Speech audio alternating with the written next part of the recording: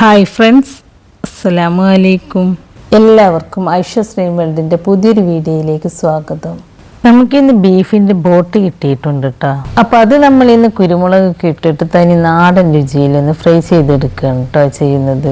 ചില ആൾക്കാർക്കൊന്നും ബോട്ടി അത്ര ഇഷ്ടം ഉണ്ടാവില്ലല്ലേ. അപ്പോൾ നിങ്ങൾ ഈ ഒരു രീതിയിൽ ബോട്ടി വരട്ടി എടുക്കുകയാണെങ്കിൽ ബോട്ടി ഇഷ്ടമില്ലാത്തവർ പോലും കഴിച്ചു പോകും. അത്രക്ക് നല്ല ടേസ്റ്റാണത്.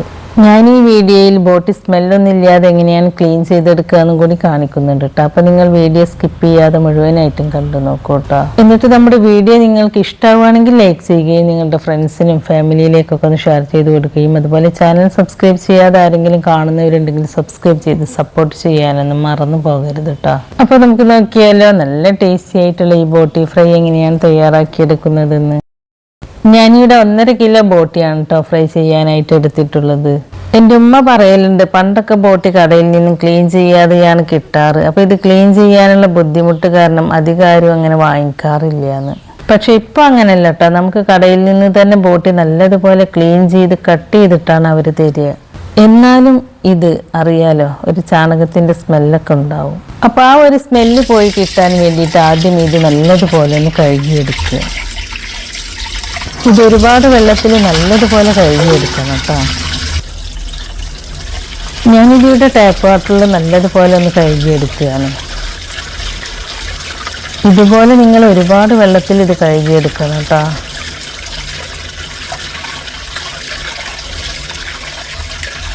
ഇപ്പം ഞാനിത് നല്ലതുപോലെ ഒന്ന് കഴുകിയെടുത്തിട്ടുണ്ട്. ഇനി ഇതിലെ വെള്ളം മുഴുവനും വാർത്തെടുക്കുക. ഇതുപോലത്തെ വലിയ പീസൊക്കെ ഉണ്ടെങ്കിൽ ഒന്നും കൂടി ഒന്ന് കട്ട് ചെയ്തെടുക്കണം കേട്ടോ. ഇനി ഞാനൊരു പാത്രത്തിൽ കുറച്ച് വെള്ളം അടുപ്പത്ത് വെച്ചിട്ടുണ്ട്. ഇനി ഈ വെള്ളത്തിലേക്ക് കുറച്ച് ഉപ്പും കുറച്ച് മഞ്ഞൾപ്പൊടിയും ചേർത്ത് കൊടുത്തിട്ടൊന്ന് മിക്സ് ചെയ്തെടുക്കുക. ഇനി ഈ വെള്ളം നല്ലതുപോലെ തിളച്ച് വരുമ്പോൾ നമ്മൾ കഴുകി വൃത്തിയാക്കി വെച്ച ബോട്ടി ഇല്ലേ, അത് ഈ വെള്ളത്തിലേക്ക് ചേർത്ത് കൊടുക്കുക. എന്നിട്ട് ഈ വെള്ളത്തിലിട്ടിട്ട് ഈ ബോട്ടി നമ്മളൊന്ന് തിളപ്പിച്ചെടുക്കുകയാണ് കേട്ടോ ചെയ്യുന്നത്. ഇതുപോലെ തിളപ്പിച്ചെടുക്കുമ്പോൾ ഈ ബോട്ടിയിലെ ബാഡ് സ്മെല്ലൊക്കെ പോയിട്ട് നല്ല വൃത്തിയായിട്ട് കിട്ടും. ഒരുപാട് നേരം തിളപ്പിച്ചിട്ട് ഇത് വേവിച്ചെടുക്കുന്നു വേണ്ട കേട്ടോ. ഒരു 2-3 മിനിറ്റ് നേരം ഒന്ന് തിളപ്പിച്ചെടുത്താൽ മതി. ഇതുപോലെ ഒന്ന് തിളപ്പിക്കുമ്പോൾ ഇതിലെ ഓവറായിട്ടുള്ള നെയ്യും പോയി കിട്ടും കേട്ടോ. ഇപ്പം ഇത് നല്ലതുപോലെ ഒന്ന് തിളച്ച് വന്നിട്ടുണ്ട്. അപ്പോൾ ഇത്രയും മതി. ഇനി ഇത് വെള്ളത്തിൽ നിന്നും കോരി മാറ്റുക. കണ്ടോ, ഈ ബോട്ടിയിലെ ഓവറായിട്ടുള്ള നെയ്യൊക്കെ പോയിട്ട് നമുക്കിത് നല്ല വൃത്തിയായിട്ട് തന്നെ കിട്ടിയിട്ടുണ്ട്. നമ്മൾ ഈ ബോട്ടി തിളപ്പിച്ചെടുത്ത വെള്ളമില്ലേ, ഇത് ഇനി നമുക്ക് വേണ്ട. ഇത് നമ്മൾ കളയുകയാണ് കേട്ടോ ചെയ്യുന്നത്. കണ്ടോ, ഈ ബോട്ടി തിളപ്പിച്ചെടുത്തപ്പോൾ നമുക്കിത് നല്ല വൃത്തിയായിട്ട് തന്നെ കിട്ടിയിട്ടുണ്ട്. ഇതിൽ ഓവറായിട്ടുള്ള നെയ്യും ഇല്ല. നമ്മളിത് ഇനിയും ഒന്നും കൂടി നല്ലതുപോലെ ഒന്ന് കഴുകിയെടുക്കുന്നുണ്ട് കേട്ടോ. അതിനായിട്ട് ഞാനിതൊരു പാത്രത്തിലേക്ക് ഇട്ട് കൊടുത്തിട്ട് ഇതിലേക്ക് കുറച്ച് വെള്ളം ഒഴിച്ചു കൊടുക്കുകയാണ്. എന്നിട്ട് ഈ വെള്ളത്തിലേക്ക് കുറച്ച് വിനാഗിരി, അതായത് നമ്മൾ അച്ചാറിലൊക്കെ ഒഴിച്ചു കൊടുക്കുന്ന സുർക്ക ഇല്ലേ, അത് ഒഴിച്ചു കൊടുക്കുക. എന്നിട്ട് ഇത് നല്ലതുപോലെ ഒന്ന് തിരുമ്മി കഴുകണം കേട്ടോ. ഇങ്ങനെ ചെയ്യുമ്പോൾ ഇതിലെ ബാഡ് സ്മെല്ലില്ലേ, അതൊട്ടും തന്നെ ഉണ്ടാവില്ല കേട്ടോ. അപ്പോൾ ഞാനിതൊരു സ്ട്രെയിനറിലേക്ക് ഇട്ട് കൊടുത്തിട്ടും ഇത് നല്ലതുപോലെ വെള്ളം ഒഴിച്ച് കൊടുത്തിട്ടൊന്ന് കഴുകിയെടുക്കുകയാണ്. കണ്ടോ, ഇപ്പം ഞാനിത് നല്ല വൃത്തിയായിട്ട് തന്നെ കഴുകിയെടുത്തിട്ടുണ്ട്. ഇപ്പോൾ ഇത് വെന്തിട്ടൊന്നുമില്ല കേട്ടോ. ഇനി നമുക്കിത് വേവിച്ചെടുക്കണം. അപ്പോൾ ഞാനിതൊരു കുക്കറിലിട്ട് കൊടുത്തിട്ടാണ് കേട്ടോ വേവിച്ചെടുക്കുന്നത്. ഇതൊരു റബ്ബർ പോലെയുള്ളതാണല്ലോ. അപ്പോൾ ഇത് കുക്കറിൽ വേവിച്ചെടുക്കുമ്പോൾ നല്ലതുപോലെ ഒന്ന് വെന്ത് കിട്ടും. ഇപ്പം ഞാനിത് മുഴുവനും ഈ കുക്കറിലേക്ക് ചേർത്ത് കൊടുത്തിട്ടുണ്ട് കേട്ടോ.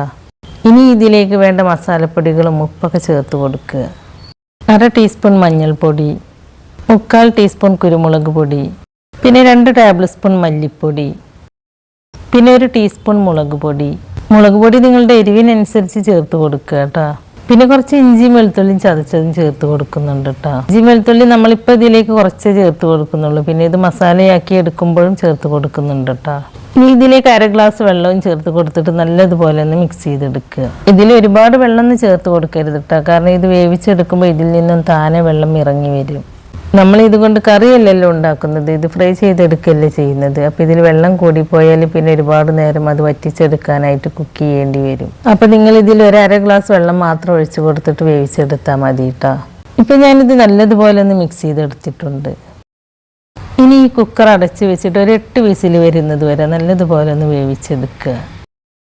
ആദ്യത്തെ വിസിൽ വരുന്നത് വരെ ഹൈ ഫ്ലെയിമിൽ വെച്ച് കൊടുക്കുക. പിന്നീടുള്ള വിസിലൊക്കെ ലോ ഫ്ലെയിമിലേക്ക് മാറ്റി കൊടുത്തിട്ട് വേണം കേട്ടോ കുക്ക് ചെയ്തെടുക്കാൻ. എന്നാലേ ഇത് നല്ല സോഫ്റ്റായിട്ട് വെന്ത് കിട്ടുള്ളൂ. ഇപ്പോൾ ഒരു 8 വിസിലിന് ശേഷം ഞാൻ ഫ്ലെയിം ഓഫാക്കി കൊടുത്തിട്ടുണ്ട്. ഇനി ഈ കുക്കറിൻ്റെ പ്രഷറൊക്കെ പോകുന്നത് വരെ വെയിറ്റ് ചെയ്യുക. ഇപ്പോൾ കുക്കറിൻ്റെ പ്രഷറൊക്കെ പോയിട്ടുണ്ട്. ഇനി ഞാനിത് തുറന്ന് നോക്കുകയാണ്. ഇപ്പോൾ നമ്മുടെ ബോട്ടി നല്ല സോഫ്റ്റായിട്ട് തന്നെ വെന്ത് കിട്ടിയിട്ടുണ്ട്. കണ്ടോ, നമ്മളിതിലേക്ക് 1/2 ഗ്ലാസ് വെള്ളം മാത്രമേ ഒഴിച്ചു കൊടുത്തിട്ടുള്ളൂ. എന്നിട്ടും ഇത് ഇത്രയും നേരം വെന്തിട്ടും ഇതിലിപ്പോഴും വെള്ളമുണ്ട്. അപ്പോൾ നിങ്ങളിത് വേവിച്ചെടുക്കുമ്പോൾ കുറച്ച് മാത്രം വെള്ളം ഒഴിച്ചു കൊടുത്തിട്ട് വേവിച്ചെടുത്താൽ മതി കേട്ടോ. ഇനി ഒരു കടായിലേക്ക് 2 ടേബിൾ സ്പൂൺ വെളിച്ചെണ്ണ ഒഴിച്ചു കൊടുക്കുക. ഈ എണ്ണ ചൂടായിട്ട് വരുമ്പോൾ ഈ എണ്ണയിലേക്ക് ചെറിയ 2-3 പീസ് കറുവപ്പട്ട ചേർത്ത് കൊടുക്കുക. പിന്നെ ഇതിലേക്ക് 1 ടീസ്പൂൺ പെരിഞ്ജീരകം, അതായത് വലിയ ജീരകം ചതച്ചതാണ് കേട്ടോ ചേർത്ത് കൊടുത്തിട്ടുള്ളത്.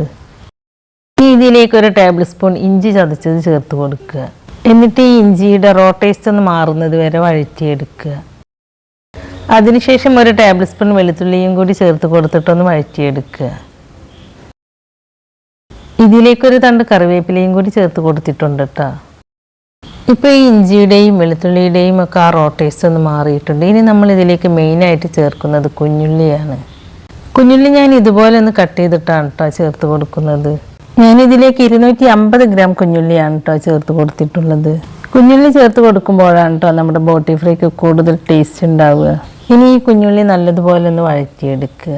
ഉള്ളി ഇതുപോലെ ഒന്ന് വഴന്നു വന്നാൽ പിന്നെ നമ്മൾ ഇതിലേക്ക് 1 സവാള നീളത്തിൽ കട്ട് ചെയ്തതും കൂടി ചേർത്ത് കൊടുക്കുന്നുണ്ട് കേട്ടോ. ഇനി ഈ സവാളയും നല്ലതുപോലെ ഒന്ന് വഴറ്റിയെടുക്കുക. സവാള പെട്ടെന്ന് വഴന്നു വരാൻ വേണ്ടിയിട്ട് ഈ മസാലയിലേക്ക് ആവശ്യമായ ഉപ്പ് ചേർത്ത് കൊടുക്കുക. ഉപ്പ് ചേർത്ത് കൊടുക്കുമ്പോൾ കൂടി പോകരുത് കേട്ടോ, കാരണം നമ്മൾ ബോട്ടി വേവിച്ചെടുത്തിരിക്കുന്നത് ഉപ്പ് ചേർത്ത് കൊടുത്തിട്ടാണ്. അപ്പോൾ നിങ്ങൾ ഈ മസാലയിലേക്ക് ആവശ്യമായ ഉപ്പ് മാത്രം ചേർത്ത് കൊടുക്കുക കേട്ടോ. ഇപ്പോൾ സവാളയും കുഞ്ഞുള്ളിയൊക്കെ നല്ലതുപോലെ വഴന്ന് കിട്ടിയിട്ടുണ്ട്. ഇനി നമ്മൾ ഇതിലേക്ക് ചേർത്ത് കൊടുക്കുന്നത് 1 തക്കാളി കട്ട് ചെയ്തതാണ്. ഞാനിതിലേക്ക് വലിയൊരു തക്കാളിയാണ് കേട്ടോ എടുത്തിട്ടുള്ളത്. നിങ്ങൾ എടുക്കുന്നത് ചെറുതാണെങ്കിൽ 2 എണ്ണം എടുക്കണം കേട്ടോ. പിന്നെ ഇതിലേക്ക് പച്ചമുളക് കട്ട് ചെയ്തതും കൂടി ചേർത്ത് കൊടുക്കുക. എന്നിട്ട് ഈ തക്കാളി നല്ല സോഫ്റ്റായിട്ട് വഴന്ന് വരുന്നത് വരെ വഴറ്റിയെടുക്കുക. തക്കാളി നല്ലതുപോലെ വഴന്നു വന്നതിന് ശേഷം പിന്നെ നമ്മൾ ഇതിലേക്ക് ചേർത്ത് കൊടുക്കുന്നത് കുരുമുളക് പൊടിയാണ്. ഞാനിതിലേക്ക് 1 ടേബിൾ സ്പൂൺ കുരുമുളക് പൊടിയും അതിൻ്റെ കൂടെ തന്നെ 1 ടേബിൾ സ്പൂൺ മീറ്റ് മസാലപ്പൊടിയും കൂടി ചേർത്ത് കൊടുക്കുന്നുണ്ട്.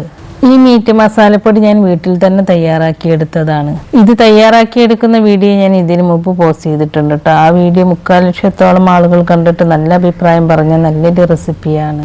അതിൻ്റെ ലിങ്ക് ഞാൻ ഡിസ്ക്രിപ്ഷനിലും ഫസ്റ്റ് കമൻ്റായിട്ടൊക്കെ പിൻ ചെയ്ത് വെക്കാം കേട്ടോ. അപ്പോൾ നിങ്ങൾ കാണാത്തവരുണ്ടെങ്കിൽ അതൊന്ന് കണ്ടു നോക്കൂ കേട്ടോ. പൊടികൾ ചേർത്ത് നല്ലതുപോലെ ഒന്ന് മിക്സ് ചെയ്തതിന് ശേഷം പിന്നെ നമ്മൾ ഇതിലേക്ക് വേവിച്ച് വെച്ച ബോട്ടി ചേർത്ത് കൊടുക്കുക. ഇതിൽ ഗ്രേവിയോട് കൂടി തന്നെയാണ് കേട്ടോ നമ്മൾ ഈ മസാലയിലേക്ക് ചേർത്ത് കൊടുക്കുന്നത്. ഇനി ഇതെല്ലാം കൂടി നല്ലതുപോലെ ഒന്ന് മിക്സ് ചെയ്തെടുക്കുക. ഞാൻ ഇതിലേക്ക് കുറച്ച് കറിവേപ്പില കൂടി ചേർത്ത് കൊടുക്കുന്നുണ്ട് കേട്ടോ. കറിവേപ്പില ചേർത്ത് കൊടുത്തതിന് ശേഷവും നല്ലതുപോലെ ഒന്ന് മിക്സ് ചെയ്തെടുക്കുക.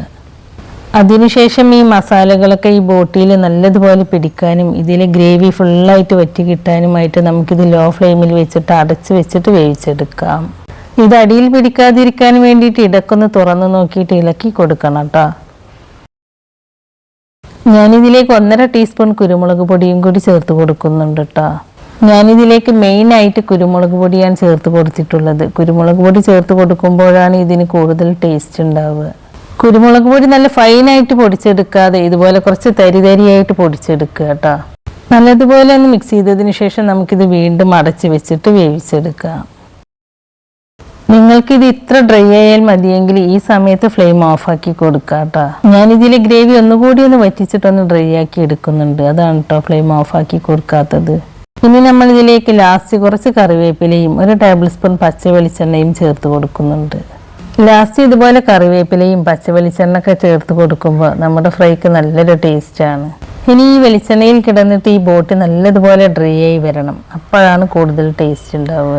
വെളിച്ചെണ്ണ ചേർക്കും തോറുമാണ് കേട്ടോ ഇത് നല്ലതുപോലെ ഡ്രൈ ആയിട്ട് നല്ല ബ്ലാക്ക് കളറിൽ കിട്ടുക. ഇനി ഇതിലേക്ക് കുറച്ച് മല്ലിയില ചേർത്ത് കൊടുത്തിട്ട് മിക്സ് ചെയ്തെടുക്കുക. നമ്മൾ ഈ ബോട്ടി നേരത്തെ വെള്ളത്തിലിട്ട് തിളപ്പിച്ചത് കൊണ്ട് ഇതിൽ നെയ്യൊന്നുമില്ല കേട്ടോ. നമ്മൾ ചേർത്ത് കൊടുത്ത വെളിച്ചെണ്ണ മാത്രമേ ഉള്ളൂ ഇതിൽ.